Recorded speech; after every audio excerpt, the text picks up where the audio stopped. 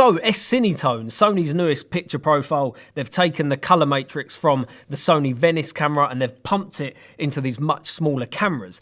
But can we colour grade Slog 3 S Gamut 3.Cine to look exactly the same as S Cinetone? We're going to be finding that out today, and we're only going to be using the curves, the scopes, and my eyes. So those of you that are using DaVinci Resolve and Final Cut, don't get your knickers in a twist, mate. We're only going to be using curves. Quick shout out to today's sponsor, which is Storyblocks. Unfortunately, Storyblocks don't do haircuts because I could do with one of them. But if you are in the market for amazing stock footage, a huge library of over 1 million assets with unlimited downloads for personal and commercial use, they've got you bloody covered, mate. So I'm going to be talking about them a little bit later. First things first, let's get straight into this edit. So as you can see, over on the left-hand side, we've got S Cinetone. Over on the right, Slog 3. I found this geezer out on the street again. Honestly, Verona Caris, do us a favour, go away so I can actually do someone new.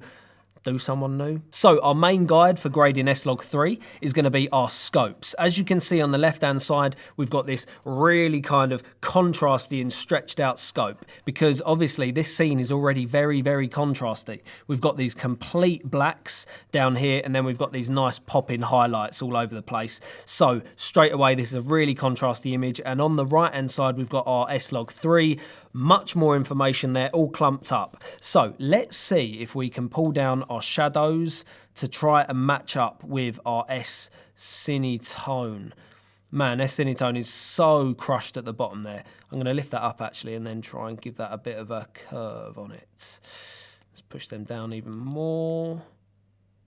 Right, so straight from the off, somewhere about there is going to be where we're going to want to stick our shadows. We can obviously come back to them, but next let's jump up to our highlights and see if we can give them a nice stretch and also push up our mids. So because we can see up here, we've got all of these like bits of detail up in them really high end of the highlights. I want to see if I can do the same thing on this side. So I'm actually going to pull up my whites to about there, and then I'm going to clump them up a little bit more. So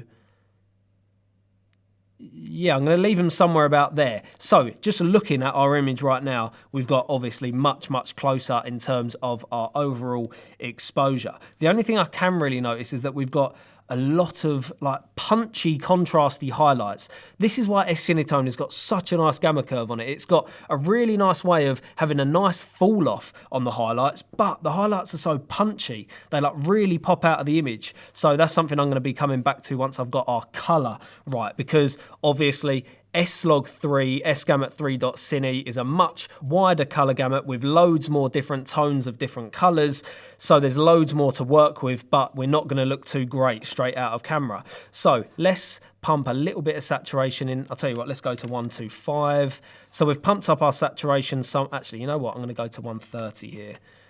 Boom. So we've now got a bit more saturation. If you want to go really scientific, just get your vector scope out and make sure that your saturations of your colours are exactly the same and obviously the hues. But I want to see if I can do this just by eye and just with our curves. So first things first, let's sort out this blue, mate.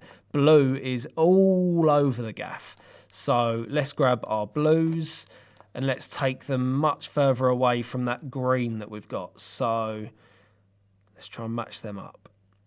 Somewhere about there, that's looking about right to me. So I'm going to leave the blue there. We can always come back to it. Next, the most important bloody part of any grade, the skin tones. So obviously on S Gamut 3.Cine, we've got a much more greeny cast. So I'm going to select my skin tones and I'm going to pump them up to the more magenta side of things. So somewhere about there. Now, next thing I'm kind of seeing is the fact that my kind of leprechaun heritage, I don't know where I've got it from because I don't know anyone who's a leprechaun. I haven't got any Irish or anything like that in me, I don't think. So God knows where it's come from. But you can see on my beard that we're very kind of yellowy orange. So I'm going to take them yellowy orange colours and pump them up to a more red colour. So right there, we're looking so much better than where we were before. The only thing is, you can see on S Cinetone that, look at how like punchy and contrasty the highlights are. Even on like the hat, you can see how much like the hat is popping out from the background. So that is all to do with our exposure. So I'm going to see if I can push a tiny bit more kind of contrast and punch into our highlights. Somewhere about there. Let's pull this down somewhat. Somewhere about there. That has added a nice amount of contrast in the highlights now. We have got kind of a lot more brighter highlights up here, but on our scopes we are much more punched up. S Cinetone has such a nice gamma curve, man. I don't really know how to replicate it in here, but just by looking at the comparison of these, let me kind of jump through between the two. Let's give them a little bit of a playthrough.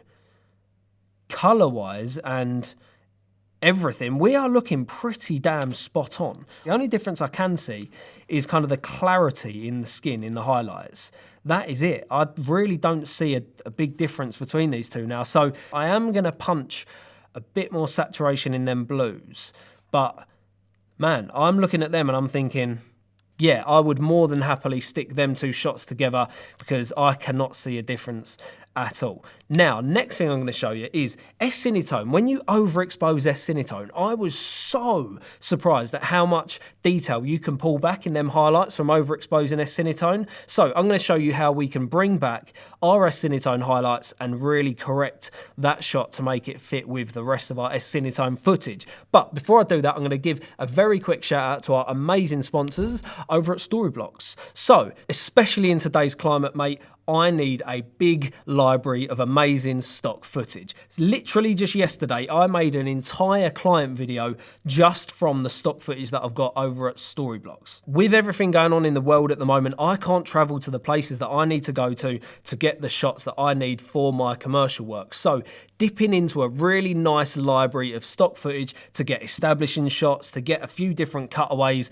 that really kind of tie my story together is absolutely necessary for someone like me. Storyblocks has over 1 million different assets, completely royalty free for both personal and commercial use. So for solo shooters and big media corporations, Storyblocks has got really affordable subscriptions for you. So I definitely recommend going and checking them out. I've got a link in my description so that you can go and see what they have to offer. But let's jump straight over to this overexposed S Cinetone and bring them highlights back down to bloody earth, mate. So as you can see up here, our highlights are clipped to high heaven, mate. So we need to sort them out. First things first, I'm going to pull down our exposure. I was so surprised at how much detail we keep up here. I thought that was just going to be like a dead, flat, kind of broken highlight. But we've got all of them kind of fine details in our highlights, which is so, so lucky. I'm going to pull this quite far down because I really now want to stretch out them highlights. Them highlights are all clumped up and I want to kind of stretch them out and give some nice kind of details in our highlights. So once we've brung our exposure, I'm going to bring that down to -1.2.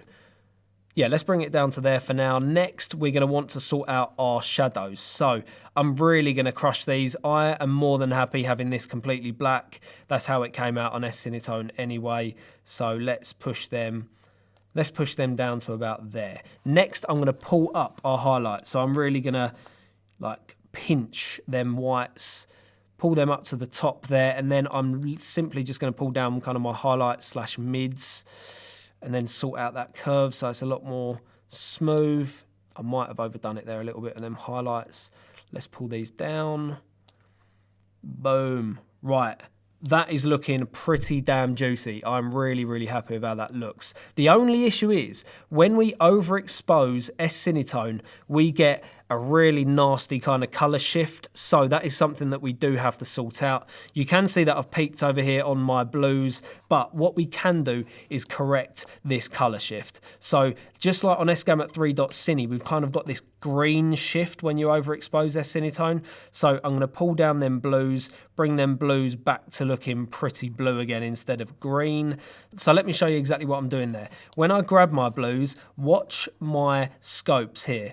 I'm going to pull them down and we regain the colour of our blues. Once I've done that, I'm going to pull down our actual blue to a more real life blue instead of a bloody green. So that looks pretty damn good now. Next, we're going to want to do the same thing, go over to our skin tones, and we only need to add a tiny bit of magenta in here so that we can correct that look. There, that is all we need to do to that, and that has completely fixed up some very dodgy and very well overexposed footage that is pretty much unusable, to making it look pretty much exactly the same as correctly exposed S Cinetone. I cannot tell you how much I love S Cinetone. It's got such a nice gamma curve on it, but you can recreate something very, very simply with just your curves and playing about with some of the hues of your colours and things like that. So S Cinetone is something that I'm going to be using a lot in the future. I'm actually shooting this on S Cinetone, so I absolutely love it. Leave me a comment if you think I've done a bloody good job at this, and if you think I've done a horrendous job, tell me that as well. I'm more than happy, you know, for a bit of abuse in the comments. That's really nice of you. If this video was useful, give it a cheeky little thumbs up, because it really does help. And I'll obviously be catching Hugh lot in the next one, mate. Bye.